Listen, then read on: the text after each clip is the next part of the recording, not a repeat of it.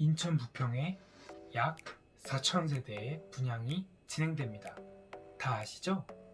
모르시나요? 그러면 저와 함께 알아보시죠.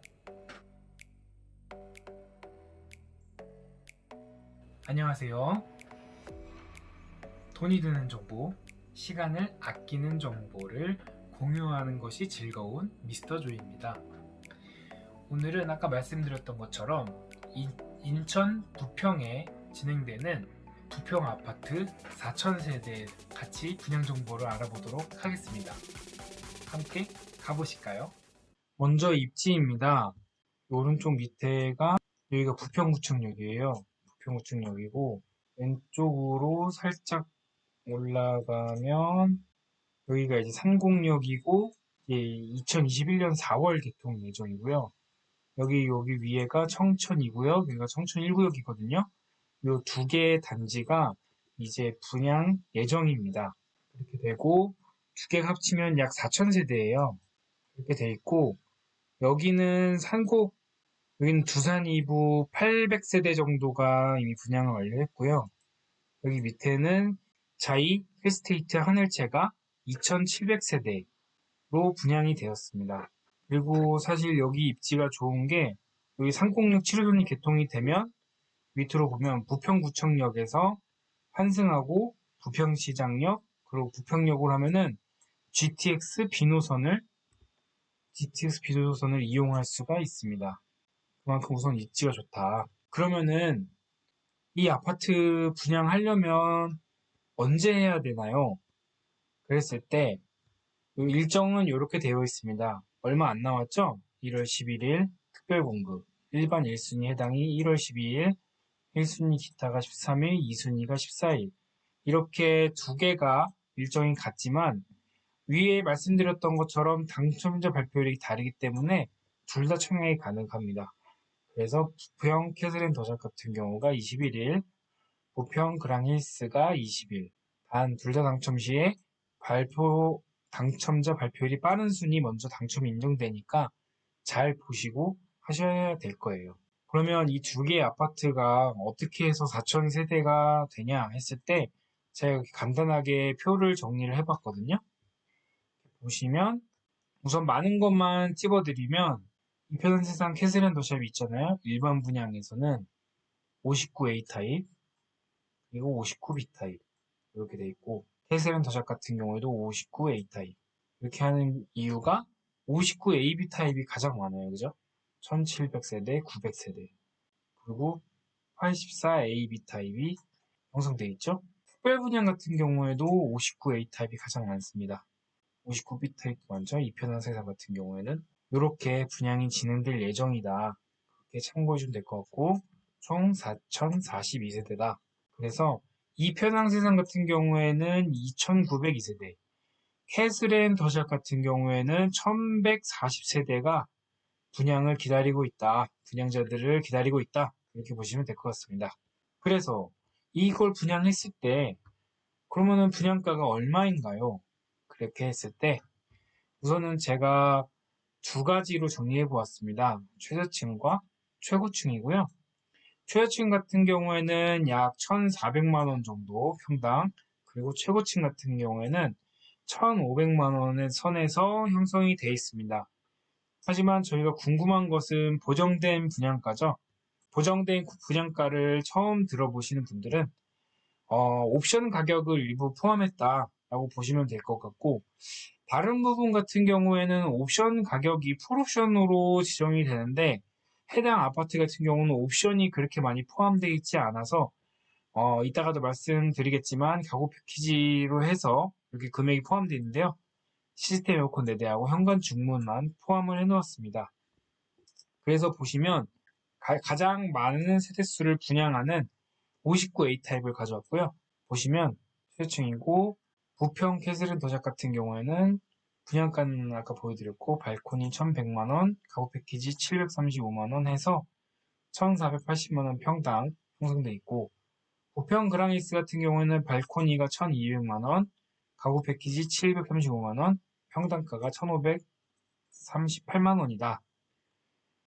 그런데 여기서 한번 하나 보셔야 되는 게 부평 캐슬앤더샵 같은 경우에는 가구 패키지가 청천 1구역 개발 조합에서 진행한다고 해서 우선은 그랑힐스와 같은 가격이라고 가정을 하였습니다. 그래서 이렇게 참고해 주시면 될 것 같습니다. 그리고 최고층 가격을 한번 보시면요. 똑같이 발코니 가구 패키지 가격은 똑같고요. 결과론적으로 보시면은 부평 캐슬앤더샵과 그랑힐스가 약 1640만원 그리고 1660만원 선에서 형성이 되어 있다. 이렇게 보시면 될 것 같습니다. 근데 저희가 이렇게 보정된 분양가를 알아보려고 한 이유는 저희가 그 분양 일정에 맞춰서 현금을 준비를 해야 되잖아요. 그래서 이 보정된 분양가를 준비를 했고요. 이편한 세상 부평 그랑일지의 25평 40층 이상이죠. 최고층입니다. 이거를 기준으로 봤을 때 해당 지역은 부평으로 조정 대상 지역입니다. 조정 대상 지역 같은 경우에는 50% 대출이 나온다고 보시면 되고요. 각 개인의 사정에 따라서 뭐 안 나올 수 있다고 겁은 주긴 하는데 보통은 50%가 나옵니다. 그래서 요거를 기준으로 한번 필요현금을 정리해 보았고요. 이렇게 보시면 여기 빨간색으로 음영되어 있는 부분, 그리고 제가 이렇게 빨간색으로 하이라이트 한 부분을 유심 있게 보시면 됩니다. 그래서 해당 아파트 같은 경우에는 계약금이 10%고요. 2021년 2월 1일부터 한 일주일 동안 계약이 진행되는데 이때 이제 10%를 가지고 있으면 되고 필요연금은 약 4천만 원. 그리고 발코니 같은 경우에는 계약금 납부시 10% 그리고 중도금 때 10% 이렇게 돼 있고 나머지는 잔금 때 80% 내게 돼 있거든요. 그래서 120만 원. 가구 패키지 같은 경우는 제가 아까 말씀드렸던 것처럼 시스템 에어컨 4대와 현관 중문만 포함한 금액이 740만 원인데 계약금 때 중도금 때 10%씩 하면은 70만 원, 70만 원 이렇게 돼 있습니다. 그래서 이 빨간색 음영을 따라가시면은 계약금 때는 4,200만 원이 필요하고 그리고 중도금 때는 아까 말씀드렸던 것처럼 5% 1차부터 5차까지 중도금 대출이 나올 수 있다고 그러면 필요연금 이렇게 보시고 1차 때는 4,400만 원이라고 보시면 되고 5차 시 이후에는 6차 시 때 현금 4천만 원 그래서 8,400만 원 이렇게 보시면 될 것 같고 이렇게 계약금이 적게 들어갔기 때문에 잔금 때는 30%가 필요합니다. 분양가의 30%니까요. 그렇게 했을 때 2023년 10월부터 입주가 되면 11월까지 아마 이 잔금을 납부를 해야 될 거예요. 그래야 소유권이 저한테 넘어오는 거죠. 그렇게 했을 때, 이 기간을 다 합치면 2억 4천만 원 정도가 필요하다. 세금 3%, 약 3%까지 포함하면 2억 4천만 원이 필요하다. 이렇게 보시면 될 것 같고, 이 중도금 이자는 보통 후불제로 진행이 되거든요. 먼저 중도금을 대출을 받은 다음에 이 중도금에 대한 이자를 한 번에 계산해서 잔금 때 지불을 하는 후불제로 보통 계산이 많이 되는데, 이따가 요거를 마무리하고 중도금 이자는 어떻게 계산이 됐는지를 한번 보여드리도록 하겠습니다. 이렇게 보면 어느 정도 이해가 되시나요? 혹시 뭐 궁금한 사항들이나 뭐 이상하다 하시는 분들은 댓글 남겨주시면 같이 이야기하면서 이 분양 주택에 대해서 알아가면 좋을 것 같습니다. 그러면 이 중도금 이자가 어떻게 이렇게 계산이 됐는지 이렇게 계산을 해보았거든요. 매 회차가 중도금 대출이 약 4천만 원 정도 진행이 된다고 했잖아요. 현재 한 2.5% 정도 대출이 진행된다고 하고 이거를 11로 나눴을 때 8만 3천 원이 나왔습니다. 물론 요거는 참고해 주시면 좋을 것 같고요. 유동적이라는 거.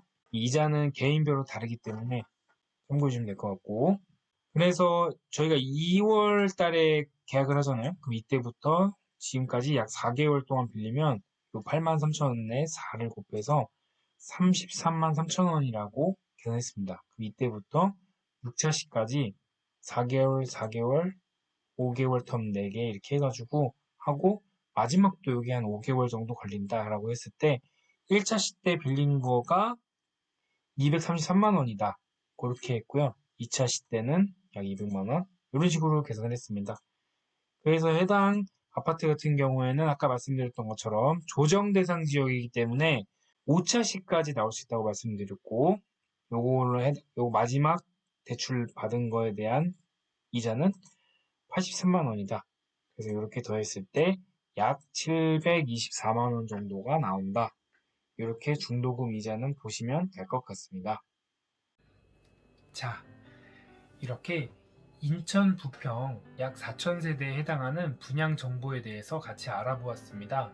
다른 주변에 비해서 시세가 높을 수도 있고 사실 여러 가지 이슈들이 있지만 이번에 국토부 장관님께서 얘기하셨던 3기 신도시에 대한 부분이 공공으로 진행될 수도 있다라고 얘기를 했는데, 그렇게 됐을 경우에는 결국 내 집이 아닌, 왜냐면 내가 그 3기 신도시를 통해서 시세 차익을 얻은 것을 국가에 돌려줘야 된다라는 말도 했잖아요. 사실 정부나 국가로 보면 그런 정책을 펼쳐야 되는 것은 맞지만 저희 개개인으로 따졌을 때는 사실 좀 안 좋은 부분도 있습니다. 이러한 분양 정보들 또한 놓치지 말고 다 알아야 되고, 그리고 이러한 정보들 통해서 내가 의사결정을 해서 내 집을 마련해야 된다라고 생각하시면 도전을 해봐야 되지 않을까 생각을 합니다. 그래서 사실 해당 물량이 상당히 많은 세대수가 나오는 거예요. 그래서 조정지역이어서 아마 1순위 마감이 안 될 수도 있습니다. 그래서